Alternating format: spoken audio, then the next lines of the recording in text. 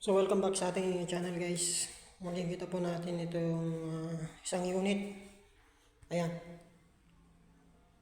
Ganito lang yung kanyang itsura.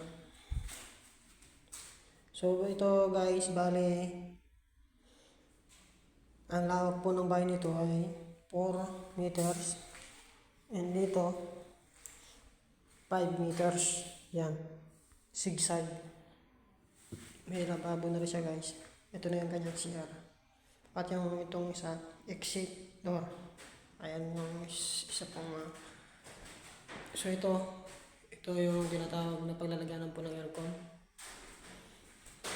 So pwede po tayo maglagay dito ng isang kwarto. Ayan. Doon. Isang kwarto. Division.